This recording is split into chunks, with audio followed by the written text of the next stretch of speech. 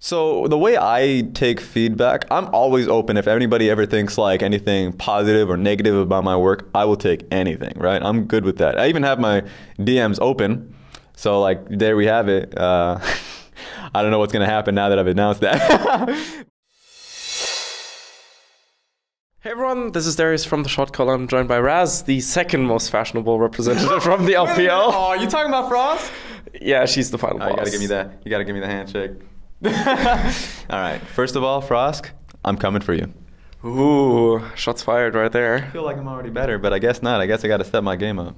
I mean, the stuff she does with her hair is pretty insane, so you need to grow it out and like do Oh my god, I don't know. I remember when I used to have an afro way back in high school, and I was called, there was a lot of nicknames. They're from like Afro Samurai, that one is obvious reference, and Fro Show. There was too many, but I can't handle it just because every single time I go to sleep, this is one side that's always flattened. Right. Too much to maintain. Yeah, it is really difficult. That said, though, let's talk a bit about League of Legends and MSI. And how have you enjoyed your stay in Europe so far? Your very first big international event, is it? Yeah, there was Rift Rivals, but that was when I was in Australia already, so I didn't move anywhere. And it was still great to see some of the LCK people, Papa Smithy, Atlas. It was fun to be able to see Atlas again. So I learned a lot back then, but obviously I want to be able to travel to an event. And so this is the first opportunity. Right. Have you seen any of Berlin so far? Have you just been busy working? Yeah, pretty much just busy working. I think I have one day off tomorrow. So I really do get the chance to walk around the city. That's going to be fun. But yeah, all I've been doing so far has been from the hotel to the venue, from the hotel to the venue. But it was still nice meeting the people at the venue. So far it's been good. Sometimes you get some nice buildings on the sidewalk. That's true. It's been pretty good so far. It's like, I think the infrastructure, even though it's like a weird thing to be excited about, like going from Canada to Australia to China and now from Germany, you can see the stark difference in infrastructure. So it's really fun to just be able to drive past the city and see it. Have you enjoyed your stay on the analyst desk so far? It's been real fun. I don't know if people caught that, but like day one, I was pretty nervous because, and the LPL, the way it's done is if you're on an analyst desk, you just sit at a desk. Like that's your game plan. You get on that desk, you sit, you wave at people, and you just talk about the game. But in the EU LCS, or at least in Europe, there's so many tools you can utilize. First of all, I had to buy myself a pair of pants. Like, I actually just go in most of the time with the LPL in jeans just because you don't have to stand up on the desk, but you have a whole standing area for the EU LCS. You have the screens behind you, so there's so much you can do. At first, it was obviously overwhelming for me, but the best thing about it was then I could be a lot more animated, right? I was already known as the guy in the LPL that was just waving my hands around, but now I can actually do the rest of my body, so I was really happy about that. So in comparison, you already mentioned some comparisons. What has been the biggest difference from coming from LPL to the Rift MSI event so far? Ooh, so with the LPL, I would say the biggest thing for me is that you're just an English broadcast. So like the audience surrounding you don't understand what you're saying. So, well, obviously there are people who speak English, but ultimately the audience that are there in the venue are there for the Chinese casters. And so I head out to, I go home, I come back to venue, and maybe there'll be a few people that recognize me. It's very, like, not that many, obviously.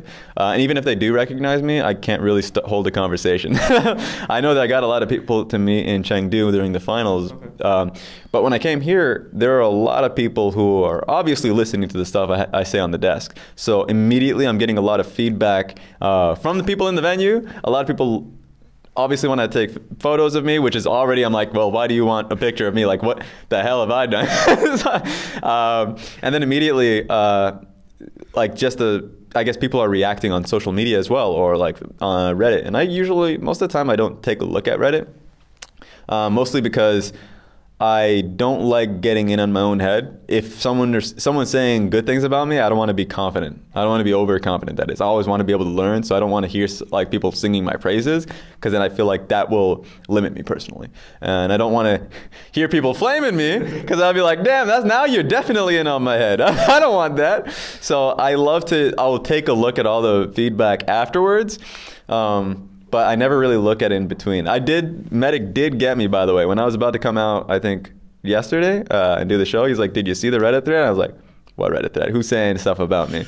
And he was like, no, it was actually just one Reddit thread, complimenting your skin and how perfect your skin is. I was like, okay, I'll take it. I was like, I mean, okay, fine. I mean, I won't look at it. I did comment in it, but ultimately, I would love to not be able to just shut myself. I just like shut myself away from it. That's my game plan. So do you only take essentially criticism or feedback from coworkers? So the way I take feedback, I'm always open. If anybody ever thinks like anything positive or negative about my work, I will take anything, right? I'm good with that. I even have my DMs open. So like there we have it. I don't know what's gonna happen now that I've announced that. but yeah, I'm always open. I'm not expecting feedback from them. It's the same when it comes to my own coworkers. If I always tell them I'm open for feedback, and I always get a lot. So thanks. That's a big thank you to all the people at the LPL, including the producers. But I always internalize a lot of my growth. So I always look back at my own stuff. I always plan ahead, short-term goals, mid-term goals, long-term goals of what I actually want to do. Because not so long ago, I was pretty damn bad at what I was doing. I was just so, I don't know how long I'm going to talk for, but I'm just like, for me, it's like, I was a coach not so long ago, and so coming into being a broadcaster, I was really bad at just making things subtle. I'm not subtle, but like very shortening my sentences. Precise. Exactly, being precise with my words, being short, being powerful with it. Because if I'm coaching a team, I'll just say whatever. Like it doesn't matter how long, you still have to hear it. so I had to get a lot better at that. Thankfully, I started small with the LPL and OPL, and then when I was starting to grow, I was able to get to where I am now. I still have a lot of room to grow, but answering the question, a lot of it is internal, and then I definitely am open to feedback. So you now have the chance, as the first LPL representative speaking to tell me and the viewers out there are millions of people watching, 100%. Okay. Why specifically, especially as someone who's from, say, Europe or America, should I tune into the LPL rather than my home league, for example, or rather than just as a European also tune into the NA LCS? It's fun. Like, it's so damn fun. And for me, when I got into the LPL, I was an NA fan, obviously because I was in Canada, so I loved myself some Afro Moo, I loved Double Lift. Like, I was so sold into Season 2 North America for good reason. It was closest to me. But then it was when I was in university, going through all these exams, having to prep really extra late night, I was looking for streams. It started with LCK, or OGN that is, and then it was like NLB, which was like the Challenger Series for them, and then I landed on the LPL and LSPL, and it was so fun to watch because there was always action on the screen. And obviously there were like criticisms of like, oh, this is not perfect play. But these are really damn good individual players who were just showcasing their style. And I love that. So I really got into it. There was a really good community around it, LPL EN at the time.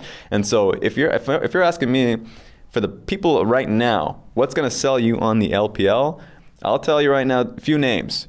Duanby, the man is so damn exciting to watch play in and out of the game. He's the one flailing his arm, being incredibly exuberant, exciting in and out of the game. Rookie, he's super talented, like the best mid laner of the world. I can say that freely now that Faker's, taking it down a notch.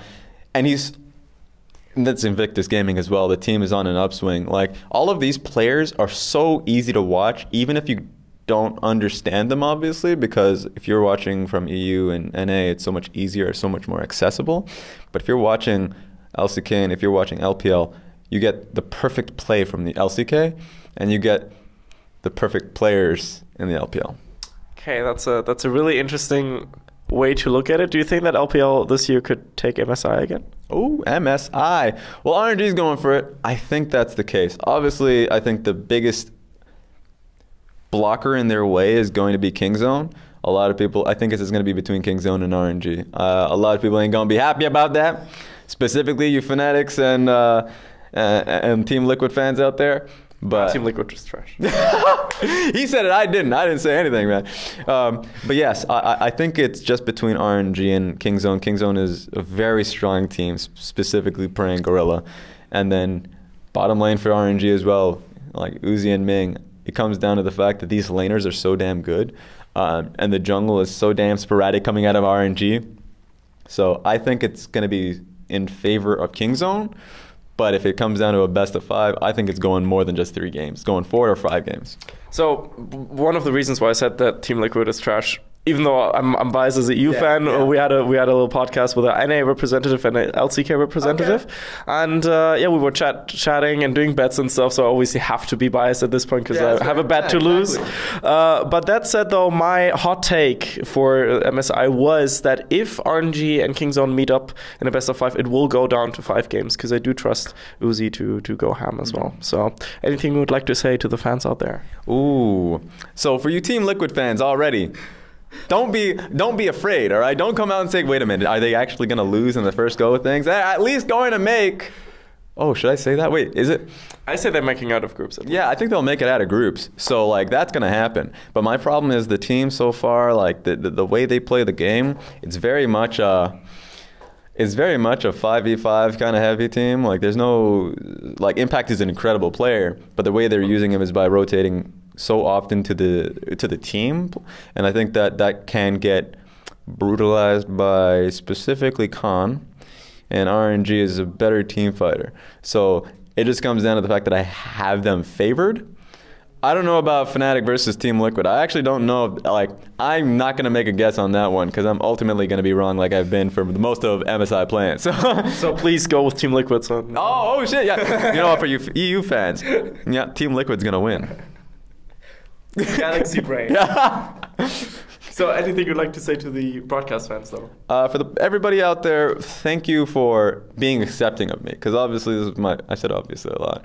But this is my first real event coming out here, international event. It's been super fun getting to meet all of the people around the world, the fans, the producers, the coworkers. Like, there are so many people that I haven't gotten to meet from EU and NA personally, and I got to do that here today. And all the people that apparently just know who I am, like, I guess that's fair because I do LPL, but it's still very weird for me that people care enough to ask for a photograph of me. So, like, thank you. Like, you guys essentially are the reason why I'm here today. Like, the people in the LPL fans, League of Legends fans, please hit me up. I suppose in my DMs, now that you know that it's open, I would love to have a conversation. Awesome. This was Raz and Darius from the Shotcaller. Hope you had a good day. See you then. Hey everyone, hope you just enjoyed that MSI interview. We would very much appreciate your support, so please make sure to leave a like and a comment down below, subscribe over here, and watch some more of our content here, and make sure to check out the shotcaller.net for more NA, EU, and other regional content. Thank you very much for watching. See you guys next time.